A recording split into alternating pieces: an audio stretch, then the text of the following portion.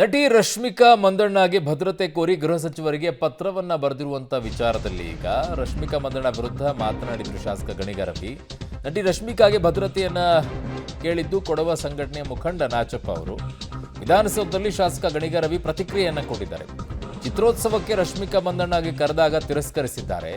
ನಾನು ಅವತ್ತು ಹೇಳಿದ ಮಾತಿಗೆ ಈಗಲೂ ಕೂಡ ಬದ್ಧ. ನಾನು ಪ್ರಚಾರಕ್ಕೋಸ್ಕರ ನಾಚಪ್ಪ ಪತ್ರ ಬರೆದಿರಬಹುದು, ಅದಕ್ಕೆ ಜಾಸ್ತಿ ಮನ್ನಣೆ ಕೊಡೋ ಅವಶ್ಯಕತೆ ಇಲ್ಲ ಅಂತ ವಿಧಾನಸೌಧದಲ್ಲಿ ಶಾಸಕ ಗಣಿಗ ರವಿ ಈ ಹೇಳಿಕೆಯನ್ನ ಕೊಟ್ಟಿದ್ದಾರೆ.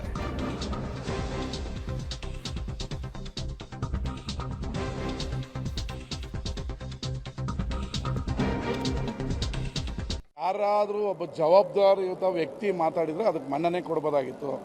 ನಾಚಪ್ಪ ಅವರು ಈಗ ಆಲ್ರೆಡಿ ಅವರ ಕ್ರೆಡಿಬಿಲಿಟಿಯನ್ನು ಕೊಡವ ಸಮಾಜದಲ್ಲಿ ಮತ್ತು ಕೊಡಗಿನಲ್ಲಿ ಕಳ್ಕೊಂಡಿದ್ದಾರೆ. ಅವ್ರ ಬಗ್ಗೆ ಜಾಸ್ತಿ ಪ್ರಾಮುಖ್ಯತೆ ಕೊಡೋದು ತಪ್ಪು.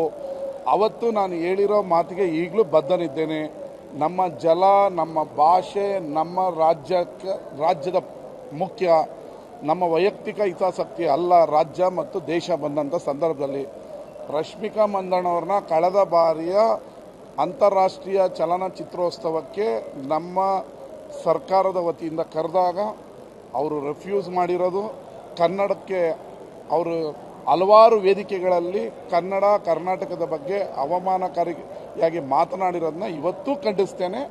ಇವತ್ತು ಕರ್ನಾಟಕದ ಪರ ನಾನು ಇದ್ದೇನೆ ಅಂತ ಅವ್ರು ಹೇಳಿ, ಅದಕ್ಕೆ ನಮ್ಮ ಯಾವ ಒಂದು ತುಟಿಕ್ ಬಿಟಿಕು ಇಲ್ಲ ಸರ್. ಅಂದರೆ ನೀವು ಮಾತನಾಡಿದ ನಂತರ ಜೀವ ಅವರಿಗೆ ಥ್ರೆಟ್ ಇದೆ ಅನ್ನುವ ಥರದಲ್ಲಿ ಯಾಕೆ ಪ್ರಚಾರಕ್ಕೋಸ್ಕರ ನಾಚಪ್ಪ ಲೆಟ್ರ್ಗಳು ಬರೆದಿರ್ಬೋದು, ಅದಕ್ಕೆಲ್ಲ ಉತ್ತರ ಕೊಟ್ಕೊಂಡು ಹೋಗೋಕ್ಕೆ ಸಮಯ ಇಲ್ಲ. ಕೆಲವರು ಪ್ರಚಾರಕ್ಕೋಸ್ಕರ ಕೆಲವೊಮ್ಮೆ ಈ ರೀತಿ ಎಲ್ಲ ಮಾತಾಡ್ತಾರೆ, ಅದಕ್ಕೆ ಜಾಸ್ತಿ ಮನ್ನಣೆ ಕೊಡುವಂಥ ಅವಶ್ಯಕತೆ ಇಲ್ಲ. ಅವ್ರು ಮಾತನಾಡಿದ್ದಾರೋ ಇಲ್ವೋ ಅನ್ನೋದನ್ನು ಫಸ್ಟ್ ಹೇಳಬೇಕಲ್ಲ ನಾಚಪ್ಪ ಅವರು.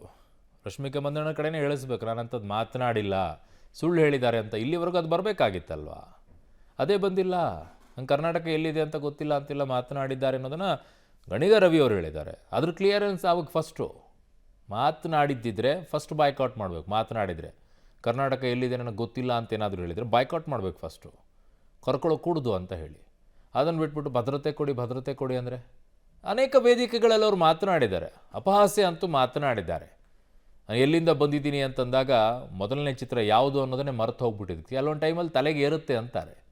ಆ ತಲೆ ಏರಿದಾಗ ಹಿಂಗೆ ಆಡ್ತಾರೆ ಒಂದೊಂದು ಸಲ.